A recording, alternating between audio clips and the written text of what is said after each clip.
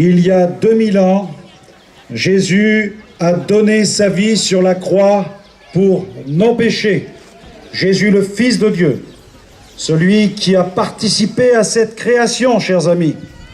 La Bible dit que tout a été créé en Jésus, par Jésus et pour Jésus. Jésus est vraiment le Fils de Dieu. Jésus est vraiment le Créateur. Il est celui qui a participé à cette création et qui, autant marqué de Dieu, est venu sur la terre dans une chair semblable à la nôtre.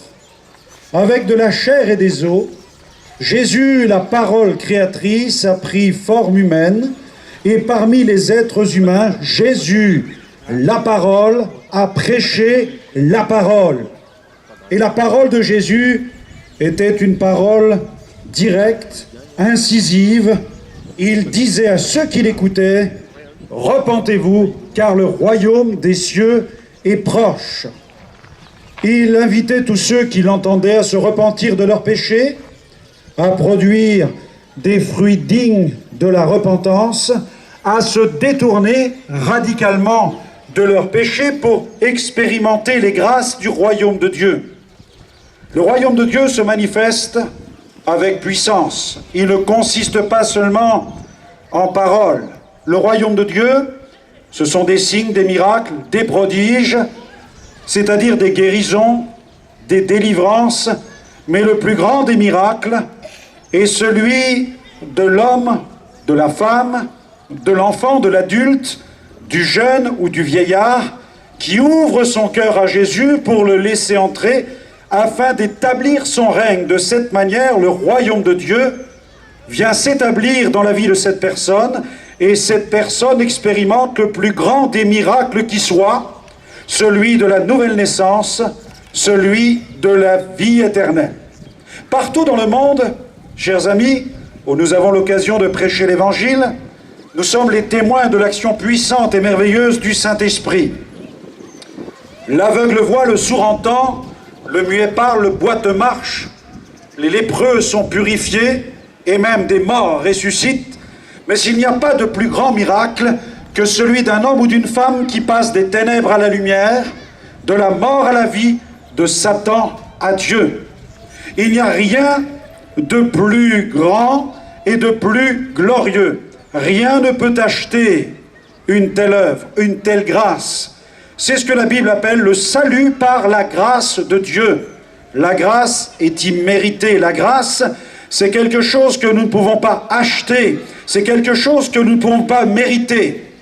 Les êtres humains sur la terre essayent par tant de moyens de mériter le ciel ou de mériter la faveur de Dieu ou d'apaiser la colère des esprits ou de calmer la fureur des ancêtres. Mais la Bible dit qu'il n'y a qu'un seul moyen d'obtenir la paix parfaite et d'obtenir l'assurance de la vie après la mort, d'une vie éternelle dans la présence de Dieu, c'est au travers de Jésus-Christ. Jésus a dit, « Je suis le chemin, je suis la vérité, je suis la vie. Nul ne vient au Père, c'est-à-dire au Créateur, que par lui. » Personne ne peut acheter le ciel, personne ne peut corrompre Dieu. D'ailleurs, nous n'avons jamais vu quelqu'un entrer au ciel avec sa fortune et ses richesses. Avez-vous déjà vu un coffre-fort suivre le cercueil d'un homme riche? Jamais. Jésus a dit, la vie d'un homme ne dépend pas de ses biens, fût-il même dans l'abondance. Et il a même déclaré, que servirait-il un homme de gagner le monde s'il perd son âme? Nous ne pouvons pas acheter le ciel. Mais Jésus, le Fils de Dieu, est venu sur la terre et il a donné sa vie sur la croix pour nos péchés. Il fallait que ce soit lui qui meure sur la croix pour nos péchés. Si à cette époque, il y a 2000 ans, Martin Luther King avait existé, s'il avait voulu donner sa vie sur la croix pour les péchés de l'humanité, cela n'aurait eu aucun effet. Si même Bouddha avait voulu le faire, cela n'aurait eu aucun effet. Il fallait que celui qui meurt sur la croix ne porte pas en lui la marque du péché. C'est pourquoi il est venu du ciel. Jésus a dit, je suis sorti du Père. Alléluia. Jésus est sorti de son Père. Et Jésus sur la terre a prêché proclamer l'Évangile, accomplit des œuvres glorieuses afin de glorifier son Père qui est dans le ciel. Et le Père a glorifié le Fils en accompagnant sa prédication d'une manière glorieuse, confirmant sa prédication. Et Jésus a entraîné avec lui dans son sillon des hommes qu'il a appelés, des femmes qu'il a appelées, et il marchait avec lui, et Jésus proclamait la bonne nouvelle, et il envoyait les messagers équipés du Saint-Esprit, il les envoyait avec cette onction qui était sur lui, il les envoyait proclamer l'Évangile, et des miracles s'accomplissaient.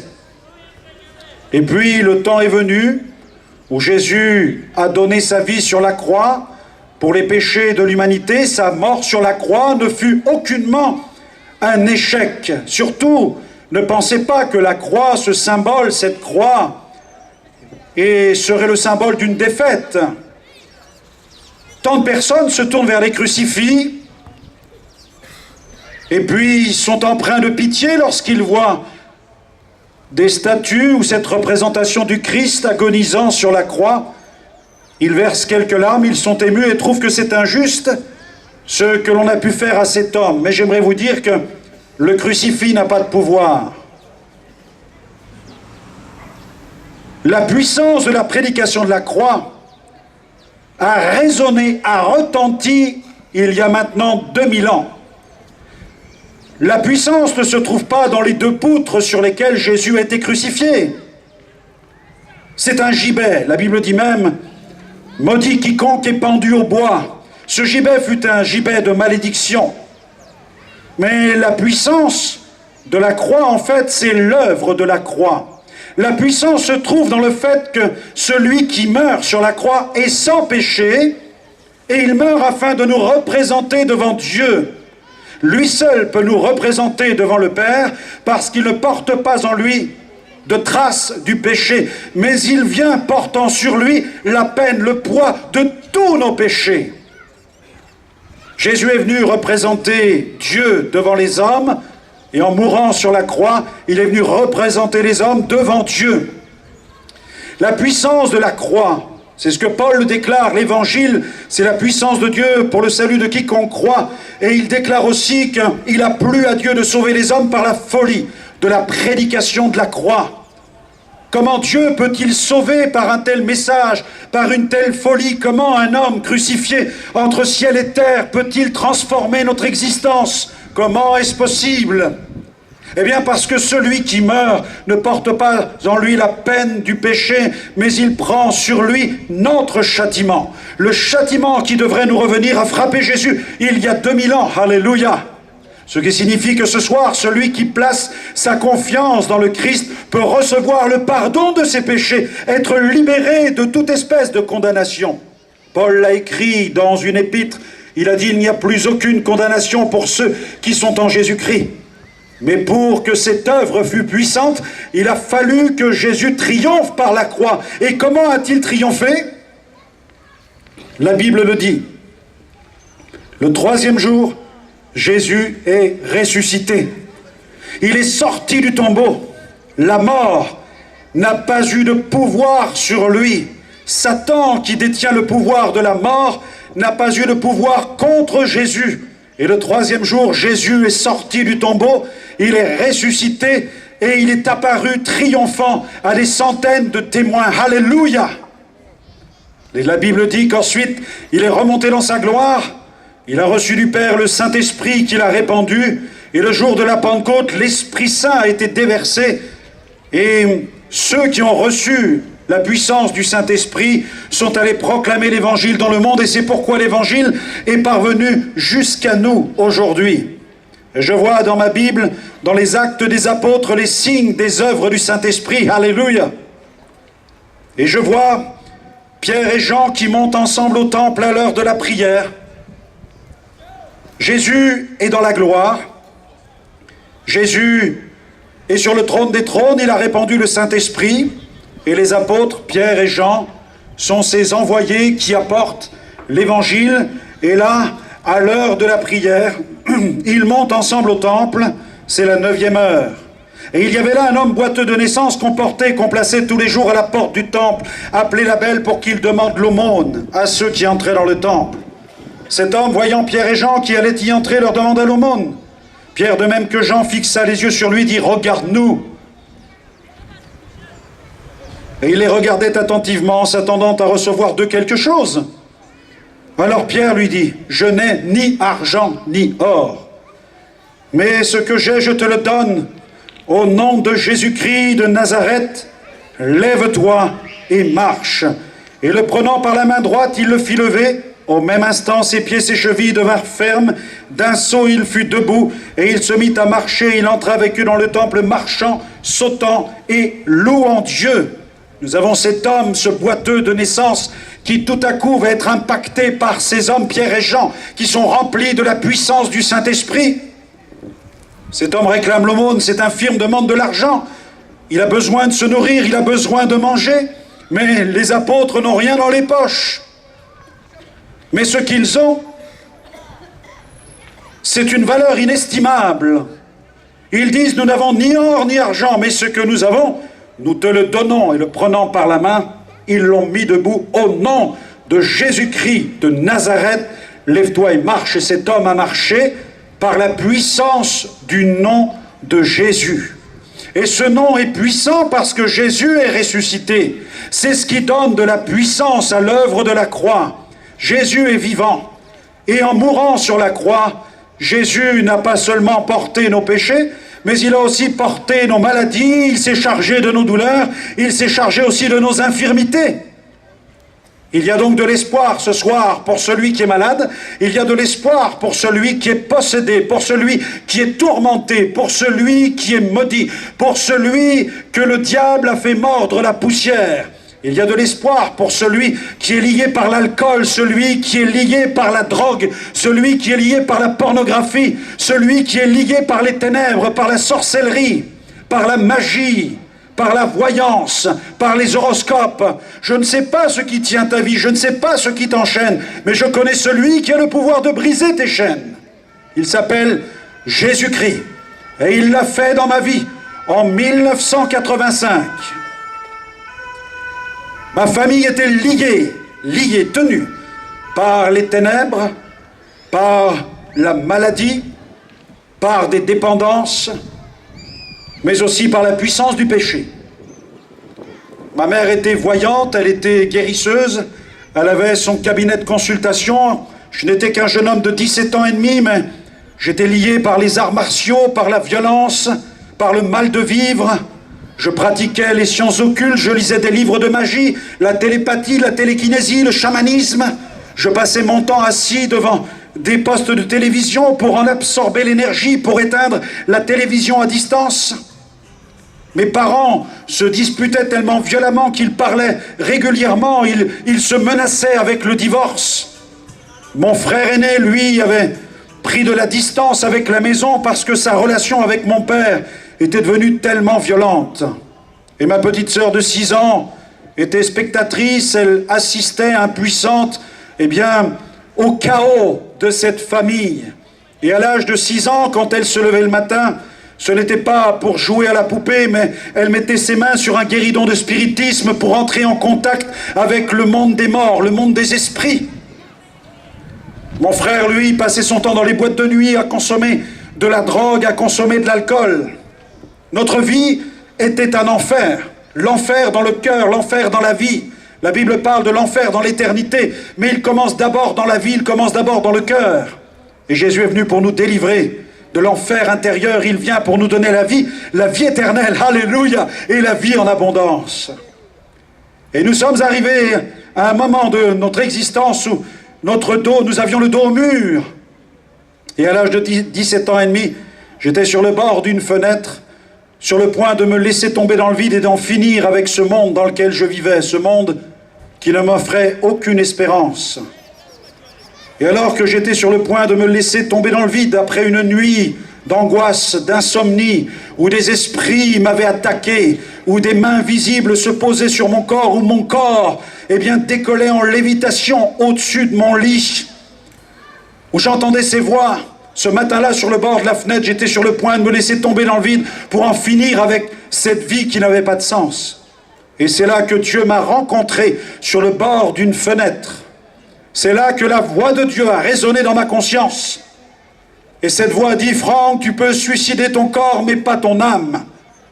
Honnêtement, je ne savais pas que c'était Dieu qui me parlait, mais cette voix fut tellement claire, ce message fut tellement direct, qu'il a réveillé ma conscience et dans un sursaut, j'ai fermé cette fenêtre et pour la première fois de mon existence, je me suis jeté à genoux. Et comme je le dis souvent, je n'ai pas prié Dieu, je n'ai même pas crié vers Dieu, j'ai hurlé vers Dieu. Dieu, je ne sais pas qui tu es. Je ne sais si tu es Bouddha, Jésus ou Mahomet, mais je m'adresse à toi, toi qui as créé l'univers. Si tu existes quelque part, je t'en supplie, sauve-moi! J'avais crié tellement fort que mes parents sont arrivés dans ma chambre. Ils m'ont trouvé à genoux, en transe, trempé de sueur, désespéré. Mes parents ne savaient plus comment me calmer, comment me venir en aide. Ils étaient face à un jeune homme qui était désemparé. Ma mère n'avait pas d'aide à me procurer. Mes parents ne savaient pas comment faire. C'était le chômage dans le foyer. La seule source de revenus pour notre foyer, c'était cette maman qui avait ouvert son cabinet de consultation et qui pratiquait la sorcellerie. Mais ce jour-là, j'ai décidé de quitter la maison. Je me suis habillé rapidement. Et j'ai pris en quelque sorte la fuite. J'avais résolu d'aller dormir chez un ami et de ne plus jamais revenir dans cette maison. Et j'ai erré comme ça de 6 h du matin jusqu'à 9 h du matin. Mais vers 9 h du matin, je croise un groupe de jeunes gens dans la rue qui distribuent des traités concernant la foi chrétienne. Et je peux vous avouer qu'à cette heure-là, pour moi, j'avais vraiment une overdose de spiritualité. Alors, ils m'ont donné ce tract, je l'ai jeté par terre, je ne voulais rien avoir avec Jésus. J'ai marché pendant une demi-heure, j'ai croisé à nouveau ce groupe de jeunes gens, alors là j'ai changé de trottoir. Et puis une demi-heure après, un de ces jeunes m'attrape par le blouson, me tend le tract, il me dit « Prends-le, c'est le dernier qui nous reste ». Alors je le prends, je le regarde, je le lis. C'était l'histoire d'un chef de gang qui s'appelle Nicky Cruz. Un jeune homme qui avait vécu dans des ghettos à New York, qui avait consommé de la drogue, qui était dans toutes sortes de trafics, qui avait rencontré le Christ et dont la vie avait été changée. Et moi, j'étais là en train de lire l'histoire de ce chef de gang. Je marchais dans la rue, quand tout à coup, dans la rue, là, boum, j'ai percuté un être invisible. Une créature comme translucide, dont les pieds touchaient la terre et la tête touchait les cieux. Une manifestation de la gloire de Dieu. Pour la première fois de ma vie, face à un phénomène surnaturel, il n'y a eu aucune angoisse, aucune peur. Mais un message a percuté mon cœur et ce message était le suivant. « Franck, j'ai rendez-vous avec ta vie. » Alors j'ai fait demi-tour, je suis allé voir cet homme qui m'avait tendu ce tract. C'était un homme d'origine malgache qui partageait sa foi en Jésus dans la rue ce matin-là. Et puis, face à cet homme de petite taille, j'ai commencé à lui décliner mon curriculum vitae spirituel. Je dis « Bonjour, je m'appelle Franck Alexandre, je suis le fils de la sorcière. Ce matin, je voulais me jeter par la fenêtre. Mes parents parlent de divorcer, mon frère consomme de la drogue, de l'alcool, ma petite sœur est possédée. Je suis soit un ceinture noire de karaté, j'organise même des règlements de compte dans la cité. Mon frère consomme de la drogue, de l'alcool, il passe son temps dans les boîtes de nuit. La maison est hantée de la cave jusqu'au grenier, même le chien est possédé. Je dis, vous avez une solution pour les gens comme vous, comme nous, vous? Et il me dit, oui, il y a une solution. Je lui dis, laquelle? Il me dit, c'est Jésus. Je dis, quoi, Jésus? Je dis, vous êtes sérieux? Vous parlez de cet homme barbu qui marchait en Israël et qui faisait des miracles? Il nous dit, oui, Jésus. Mais je lui dis, vous n'êtes certainement pas au courant, il faut que je vous informe. J'ai suivi les cours de religion à l'école et on m'a enseigné sur le christianisme. Et vous ne devez pas être au courant sur la fin de la vie de cet homme. Il faut que je vous dise comment Jésus est mort. Et j'ai commencé à lui annoncer comment Jésus était mort. Je dis, il faut que vous sachiez, Jésus a fini sa vie sur la terre, il est mort sur une croix. C'est terminé pour lui. Et il me dit, peut-être qu'à l'école, on t'a enseigné que Jésus est mort. Et puis là, dans la rue, cet homme a brandi sa Bible. Et là, il m'a dit, dans ma Bible, il est marqué que Jésus est ressuscité le 3e jour et il est vivant. Je dis, vous êtes sérieux? Moi, je suis dingue. Mais vous êtes plus dingue que moi. Vous croyez réellement que Jésus est ressuscité? Il me dit, oui, il est ressuscité. Alors je lui dis, s'il est ressuscité, ton Jésus, eh bien, montre-le. Il est où? Que je le vois et que je crois en lui. Il m'a dit, viens ce soir, tu vas le rencontrer. Je dis, donne-moi l'adresse. Il m'a donné l'adresse. Et là, je suis arrivé dans une petite église évangélique, extrêmement modeste. Je suis rentré à l'intérieur et dès que j'ai franchi le pas de la porte, mon corps s'est mis à trembler. Et des puissances qui étaient en moi ont commencé à s'agiter. Et là, mes amis, j'ai commencé à comprendre que j'étais maintenant dans une situation où il y avait une rencontre de puissance, où des royaumes étaient en train de s'affronter. Je n'ai pas eu besoin d'un cours de théologie, je n'ai pas eu besoin qu'on m'explique qu'il y avait le diable et les démons. À ce moment-là, dès que je suis entré dans ce lieu, mon corps a tellement été agité au-dedans de moi, ça circulait, ça bougeait, que j'ai compris que les puissances qui me tourmentaient depuis plusieurs mois, j'ai compris que ces puissances étaient dérangées par le message que ce prédicateur annonçait derrière son pupitre, parce que cet homme, ce pasteur, proclamait que Jésus sauve, que Jésus guérit, que Jésus libère et qu'il revient bientôt. Son message était tellement clair, tellement direct, qu'il m'a percuté. Il a lancé un appel, je me suis avancé, il m'a imposé les mains, il a prié pour moi. Et là, à ce moment-là, j'ai fait un voyage au Niagara céleste. J'ai été délivré de la puissance des démons. Les démons sont partis, les ténèbres sont partis. Et là, j'ai demandé pardon au Père Céleste pour tous mes péchés, pour toutes mes fautes, pour toutes mes erreurs, pour toutes mes transgressions. J'ai imploré la grâce de Dieu afin que Dieu vienne maintenant me remplir de sa présence et qu'il règne en moi et qu'il transforme ma vie. Et ce soir-là, quand j'ai quitté cette petite assemblée, je suis rentré à la maison en courant. J'ai poussé la porte du cabinet de consultation de ma mère. Elle était dans une séance de sorcellerie avec une autre sorcière. Et moi, j'arrive et je proclame « Maman, maman, Jésus est vivant. Jésus est ressuscité. Je viens de le rencontrer. Il vient de changer ma vie. » Ma mère se lève, elle me dit « Qu'est-ce que t'as fait? D'où viens-tu? T'as consommé de la drogue ou quoi ?» Je dis « Non, maman, c'est pas la drogue. C'est la puissance du Saint-Esprit. Le Christ est vivant. Tu dois maintenant fermer ton cabinet de consultation. Il faut briser la boule de cristal. Tu dois passer par le feu tous tes livres de magie. » Ma mère était dans tous ses états, et l'autre sorcière, quand elle a entendu que je proclamais le nom de Jésus, elle s'est dressée en face de moi, elle a commencé à murmurer des malédictions contre ma personne. Je connaissais cette femme, elle faisait mourir des gens. C'était une femme profondément mauvaise, c'était vraiment une sorcière. Et là, elle était en face de moi, elle commençait à murmurer ces malédictions. Alors je me suis tenu après le comptoir dans cette salle de divination. Et là, j'ai dit, Jésus, faut que tu me dépannes, ça fait 10 minutes que je crois en toi, comment tu règles des affaires pareilles? Vous savez, j'avais juste 10 minutes de conversion. Je ne savais pas comment on faisait face aux ténèbres, comment on affrontait les puissances démoniaques. Et je me suis souvenu du pasteur qui avait prié pour moi. Il avait prié au nom de Jésus de Nazareth, comme Pierre et Jean ont proclamé le nom de Jésus. Alors j'ai dit, Madame, au nom de Jésus, maintenant vous quittez ma maison. Et je me suis rendu compte que ça ne marchait pas. Et je me suis souvenu du pasteur qui avait prié avec autorité pour moi. Et là, j'ai compris qu'il ne fallait pas user de politesse avec le diable dans nos vies. Et j'aimerais vous dire ce soir, n'usez pas de politesse avec le diable dans vos vies. Je ne dis pas par là qu'il faut user de vulgarité contre lui, mais il faut user d'autorité contre lui pour qu'il lâche nos existences et que nous puissions soumettre nos vies radicalement à Jésus-Christ. Alors j'ai dit à cette dame, Madame, je vous ai dit, au nom de Jésus, vous partez d'ici. Je l'ai vu faire un pas en arrière. Et là, j'ai dit, ça marche. Et j'ai dit cette fois-ci, sors au nom de Jésus. Et quand j'ai dit cela, la sorcière, bam, elle est tombée par terre. Elle a commencé à ramper comme un serpent sous les chaises dans le cabinet de consultation. Et moi j'ai fait, maman, maman, qu'est-ce que j'ai fait? Je découvrais la puissance du Saint-Esprit. Je découvrais cette puissance qui était celle de Pierre et de Jean. Oui, le Saint-Esprit, quand il vient en nous, il nous rend semblables aux apôtres qui ont proclamé cet évangile. Nous ne prêchons pas un système religieux. Nous prêchons le plein évangile. Le monde des ténèbres existe, mais le royaume de Dieu existe aussi. Et je suis là pour vous dire que le royaume de Dieu est plus puissant que le royaume des ténèbres. Je suis là pour vous dire que tant que votre vie sera soumise au péché, vous mordrez la poussière à cause de l'influence du diable sur votre existence. Mais à partir de moment où vous allez vous tourner vers Jésus-Christ, le diable n'aura plus d'emprise sur vous, parce que vous serez sous l'autorité du Christ. Et mes amis, ce jour-là, ma mère a été face à cette manifestation surnaturelle à tel point que le jour même, elle a reçu Jésus-Christ. Elle a été libérée de son esprit de divination lorsque le pasteur a prié pour elle. Elle a fermé son cabinet de consultation. Elle a donné sa vie au Christ. Et lorsque mon père a vu ma transformation et celle de sa femme, ce soir même, il est allé écouter l'évangile. Il souffrait d'un ulcère cancéreux. Il s'est avancé, le pasteur lui a imposé les mains. Immédiatement, il était guéri. Guéri sur le champ de sa maladie. Lorsque mon frère a vu ce qui se passait, au niveau de son frère, de ses parents, il est venu écouter l'évangile, libéré du tabac, libéré de la drogue, libéré de l'alcool, et ma petite sœur délivrée des démons. En quelques jours, toute la famille a été arrachée à la puissance des ténèbres et transférée dans le royaume du Fils de son amour, c'est-à-dire dans le royaume de Dieu. Alléluia! À quel royaume appartenez-vous? De quel camp êtes-vous? Pouvez-vous affirmer ce soir, vous êtes du camp de Dieu? Est-ce que vous pouvez dire, oui, j'appartiens au camp de Dieu? Vous ne pouvez pas servir deux maîtres à la fois.